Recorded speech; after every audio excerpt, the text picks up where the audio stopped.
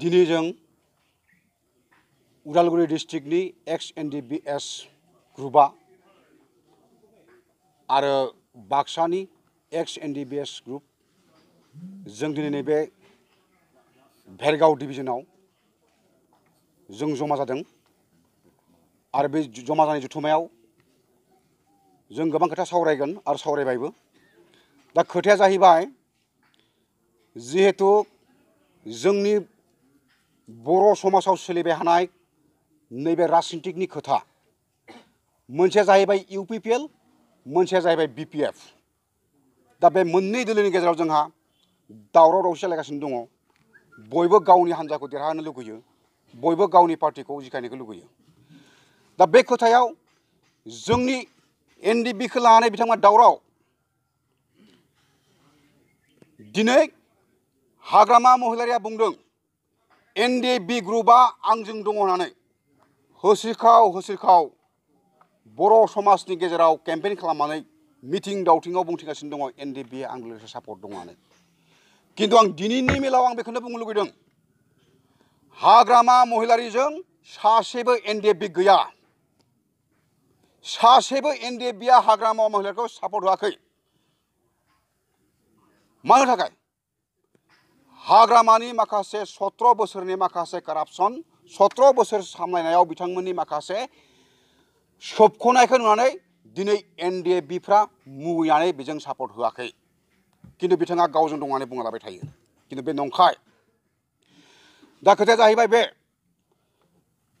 मोनसे समाव नैबे थांनाय जानुवारि मासाव जानुवारि 27 तारिखआव जिहेतु दिल्लीयाव जोंहा मोनसे बिटिआर एकर्ड जादोंमोन आरो बे एकर्डआव जोंनि गासै मोनब्रै हान्जानि जोंनि लिडारफ्रा बेवहाय सुक्तिकारि हिसाबै दङ। लोगोसे जिहेतु प्रमद बर' सार बिथांनिबो जोंहा सुक्तिकारि हिसाबै सुक्ति दङ, सिगनेचार दङ।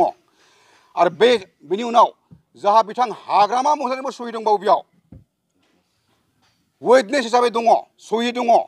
खोथाया जाहैबाय मा हाग्रामानोबो बिटिआरखौ नांगौ होननानै सहि होनाय। किन्तु दिनै हाग्रामाया गावनि बिपिएफ दोलोखौ देरहाहोनो लुगैनानै बिपिएफ सरकार खालामनो लुगैनानै सरकारखौ खालामनो थाखाय दिनै रायजोफोरखौ थगायगासिनो दङ, बुंगासिनो दङ जे बिटिआरआव जेबोआनो गैया, जेबोआनो गैया। दा बिटिआरआव जेबो गैयाबा बिथाङा मानो सहि खालामखो? बिटिआरआव जेबोआनो गैयाब्ला बिथाङा मानो सिगनेचार होखो दिल्लीयाव? बे मोनसे बिराद गिदिर गोरोन्थि। आरो आं बेखौनो बुंनो लुगैयो, जुदि बिथाङा बिटिआरआव जेबो गैया होननानै बुंदोंब्ला सहिखौ माब्रै होनो थांनाय? आं बेखौ बुंनो लुगैयो बेनो, बिथाङा दिल्लीयाव थांनानै जौ सेरेब लोंनानैसो बिथाङा सहि होदोंमोन। जायनि थाखाय बिथाङा गाव सहि होनायखौनो पात्ता गैया, मिथिया। बेनिखायनो बुंदों बिथाङा बिटिआरआव जेबो गैया। बिथाङा फरायाखै नामा? रिजनाव मा दङ? रिजनाव मा मा जोंहा सुबिदा दङ? बिथाङा बेखौ नायाखै नामा? ना बिथाङा मा फरायनो रोङा? बिथाङा रिजननि अर्थ'खौ बुजिया नामा? व्हाट इज द मिनिं अफ रिजन? बेखौ बिथाङा फार्स्ट टाइम सोलोंना लाग्रो। बिनि उनावसो बिटिआरआव मा दङ मा गैया बर'फोरनि बर' समाजाव बे ओनसोलाव मिथिं दावथिङाव लेक्सार होनो हागोन। बेखौनो आं बुंनो लुगैयो। दा आरो मोनसे खौरां, दिनै आं बर' रादाबनि गेजेरजों बेखौनो बुंनो लुगैदों, हाग्रामाखौ सानसे समाव आं लोगो हमदोंमोन। लोगो हमनायाव बिथाङा बुंबाय एक्स एनडिपिएसआ उदालगुरि डिस्ट्रिक्टआव साथामल' होननानै बिथाङा बुंबाय। अब्ला बेफोर सुबुङा सोर? आंनि उनाव गसंनाया सोर? बिथांमोना एक्स एनडिपिएस नङा नामा? फारसेथिं आरो सासे दंबावो हेमन्त होनना बुंनाय बिथांनि पिए। बिथाङा बुंबाय एक्स एनडिपिएसआ बर' समाजाव मात्र 200 जनल' दं होननानै। अब्ला बै दिगिलियाव माखासे सारेन्डार होनाया सोरमोन? बिथांमोना बेखौ एसे साननो रोङाखिसै। दिनै बिथांमोना बर' समाजखौ मिसलिडिं गोरोन्थि लामा लांबाय थादों, जायनि जाहोनाव दिनै लोब इउपिपिएल हान्जाजों गासैबो सापर्ट होनो हमबाय। जोंनि साफ्रोमबो एक्स एनडिपिएसल' नङा, टटेल एनडिपिआनो प्रमद बर' सारजों इउपिपिएलजों जों जगदान होजोब्बाय। खोथाया बे। आरो मानो होखो? दिनै बिपिएफ दोलोखौ नेवसिनानै इउपिपिएलखौ मानो सापर्ट होखो? होनायनि कारना बेनो, बिपिएफनि माखासे दुर्निति, बिपिएफनि माखासे कारापसन, बिपिएफनि माखासे सिस्टेम गैयै दोलो सरकारखौ नुनानै जों बेबाराव सरकारखौ सालायनांसिगौ होननानै जों आगबारिबोबाय। आरो नोंथांमोना नुनो मोनदों दिनै BPF नि लिडारफ्रा माबायदि सिन्था खालामनाय रायजोफोर आरो BPF नि जिहेतु बे BTC नि माखासे केन्डिडेटखौ एसे स्टाडि खालामनाय एसे साननाय सोर साबैसेया गोरों मानसि दङ BPF नि केन्डिडेट सोरबा मिनिस्टार सोरबा EM बुंनो थाङोब्ला सासेबो मेट्रिक पास नङा सासेबो मेट्रिकुलेट नङा बिथांमोना जाहैबाय एक्स BLT निफ्राय इलेक्शन गेलेनानै बर' समाजखौ सिगाङाव जयै खौसे थानाय समाव सोरखौबा मोजां खोथा बुंनानै बिथांमोना खालामदों सोरबा EM जादों सोरबा MCLA जादों सोरबा मिनिस्टार जादों किन्तु नैबे समाव किन्तु बिसोर हाला बिथांमोननि चेयारमेनखौ नाय BPF नि चेयारमेनफोरा मा रोखोमनि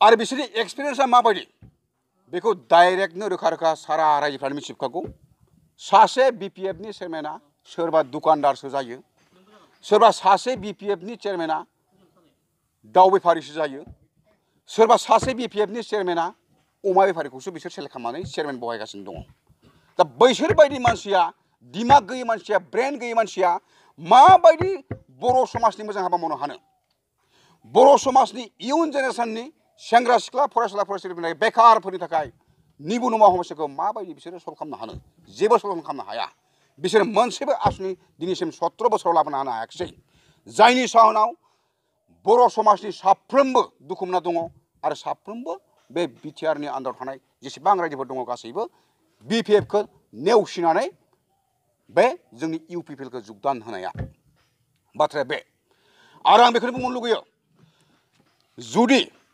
जोंनि बे UPPL हान्जाया सरकार खालामनायनि उनाव जोंनि जिहेतु लिडारफ्रा ओरैबायदि मोजां हाबा मावलांगोन जोंनि जिहेतु प्रेसिडेन्ट प्रमद बर' सार बिथाङा जोंनि साफ्रोमबो थाखाय ओरैबायदि मोजां हाबा मावगोन बेखौ जों बुंनानै फोजोबनो हानाय नङा बेखौ आं सिदा बुंनो लुगैयो मानो होनबा जोंनि बे UPPL सरकाराव सासे चेयारमेन जानांगौब्ला बिथाङा BA MA पास खालामनाय जानांगोन सासे मेम्बार जानांगौब्ला बिथाङा मेट्रिकुलेट जाथारनांगोन अब्ला ओरैबायदि गोरों गोरों मानसि दङ आरो बेबायदि गोरों मानसि थानायखाय जोंनि बे सरकारा ओरैबायदि मोजां सालायलांगोन आरो बर' समाजनि इयुन जेनेरेसननि थाखाय मोजां मोजां आसुनि लाबोनानै होनो हागोन दिनै BPFफोरा मा खालामदों भट मोननो थाखाय सोरनोबा 500 थाखा होदों सोरनोबा 1000 थाखा होदों सोरखौबा थाखाजों बायनो लुबैदों बायनाय फाननाया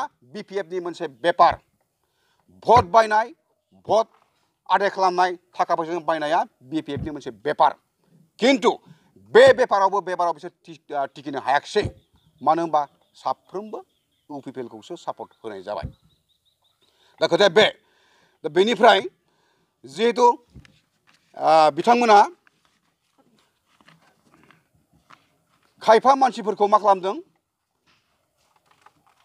सोरबा बेकार सेंग्राफोर सोरबा मोजां मोजां छात्र छात्रीफोर सोरबा मोजां फरायसाफोरखौबो बिथांमोना बर्तमान नैबे इलेक्शननि बेलायाव गाज्रि लामायाव लांगासिनो दङ आं बेखौ बुंनो नागिरदों मानोना बिथांमोना 17 बोसोराव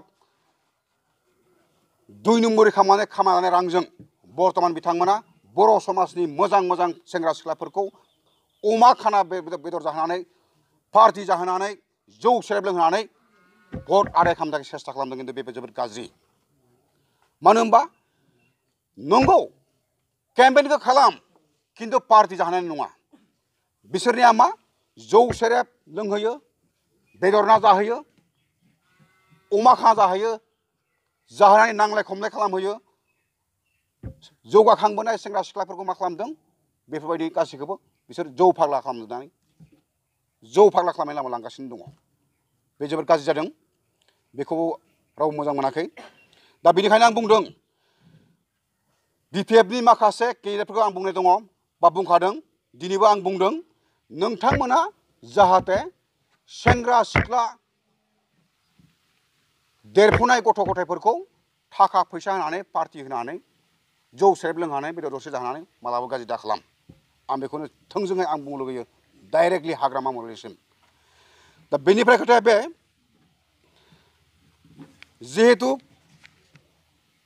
मोनसे खोथाखौ आं बुंनो सानबावदों जोंनि जिहेतु खालिंदुवार समष्टि बे खालिंदुवार समष्टि खोथाखौ आं बुंनो नागिरदों जिहेतु बनजार दैमारि बिथांनिसिम आं मोनसे बुंनाय जाहाथे बिथाङा जोंनि समस्तिनि आन्दाराव थानाय मोजां मोजां सेंग्रा सिख्ला गथ' गथायफोरखौ फरायसालिफोरखौ गाज्रि दाखालाम मानो होनबा बिथांमोना देरफुनाय इयुन दङ फिउचार दङ जाहाथे बिसोरखौ जौ सेरेब लोंहोनानै बेदर खाना जाहोनानै बिसोरखौ गाज्रि दाखालाम आंनिफ्राय बे मोनसे रिकुवेस्ट थाबाय जुदि नोंथाङा हायोब्ला सोरबा फरायसानो एडमिसननि फैसा हर अब्लाबो बे फरायसाया नोंथांनो भट होगोन सोरबा सासे मोजां सेंग्रा सिख्लाफोरनो मोनसे आसनि लाबोना हो बै जौ लोंनाय थाखाफोरजों जौ लोंहोनाय थाखाफोरजों अमा जानाय थाखाफोरजों माबा मोनसे अनुस्थान बहायना हो सोरबा नापित दङ खानाय सिंग्रा बिथांमोननो दुकान बानायना हो सोरबा सानैसा बिजनेस खालामनो गोसो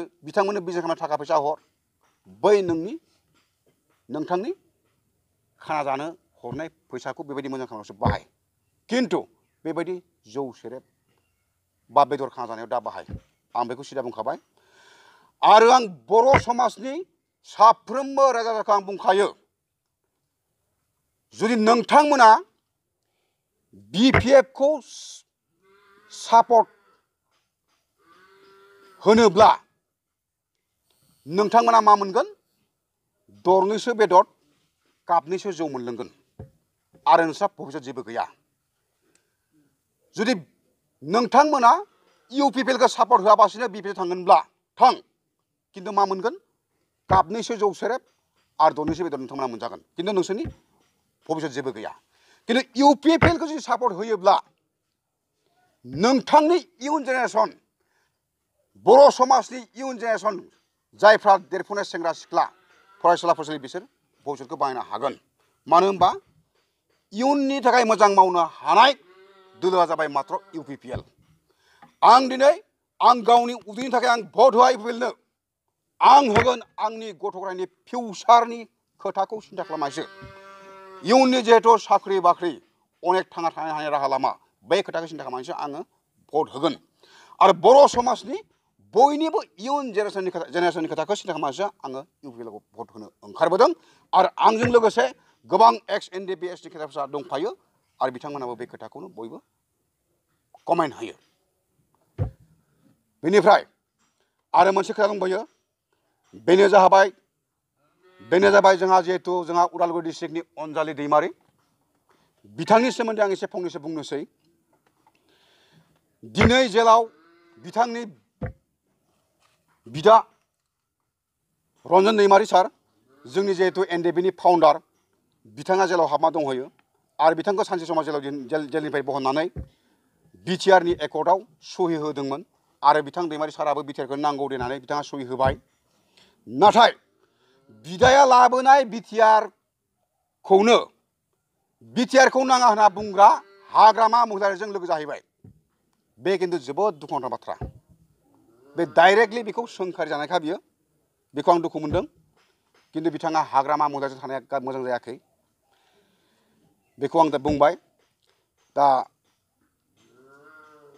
जाबाय जिहेतु चेयारमेन बिसावरायग्रा बिथाङाथ' BPF आव थाहैबाय हाग्रामाजों लोगोसे आरो बे गोबां साननो गोनां बाथ्रा आरो दुखुनांथाव बाथ्रा थेवब्लाबो नैबे जिहेतु रिपाब्लिक भारतआव गणतान्त्रिक देशआव बयहाबो इलेक्सन आरो राजखान्थि खालामनायनि मोन्थाय दङ आरो मानो होनबा दा बर्तमान जोंहा NDB आबो गैला गासैबो माने डिसल्भ जाजोब्बाय दा जों गासैबो पाब्लिकसो दा बे हिसाबै बिथाङा नंगौ जोंनिनो एज ग्रुपनि चेयारमेनमोन दा सारेन्डार होखांनायनि उनाव जिहेतु आफादा थाहैयासै बिनि थाखाय साफ्रोमबो इलेक्सन गेलेनायनि राजनिति खालामनायनि मोन्थाया दंखायो बे हिसाबै बिथाङा हाग्रामानि ग्रुपजों थाहैबाय किन्तु जों बिथांजों लोगोसे जों थानाय जायाखिसै जों जोंहा जिहेतु GS फेरेंगा सार प्रमद बर सार बिथांमोनजों जों लोगोसे सापर्ट होनाय जाबाय दा बिथां BPF आव थाहैनाय लोगो लोगो गावनो जुक्ति खालामनायखौ जोगारनाय जायाखैनो बेथ' नंगौ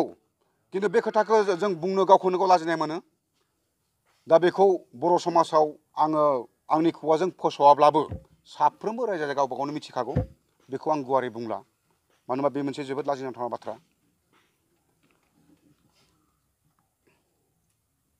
आरो मोनसे खोथाबाव जिहेतु जोंहा गोबां दोलो दङ, गोबां हान्जा दङ, गासैखौबो आंनि फारसेनिफ्राय जोंनि XNDP-S नि फारसेनिफ्राय बर' समाजनि मोनफ्रोमबो दोलोखौ मोनफ्रोमबो हान्जाखौ आं खावलायनो सानो जाहाथे बयबो जयै खौसे जानानै जोंनि बे बिटिआरखौ जाहाथे बरायना लायो आरो बिटिआरनि इमप्लिमेन्टेसन खामानिखौ मावो। बेनि थाखाय आं बयखौबो आंनि फारसेनिफ्राय जोंनि XNDP-S जानानै आं गुरैयै खावलायनाय थाबाय।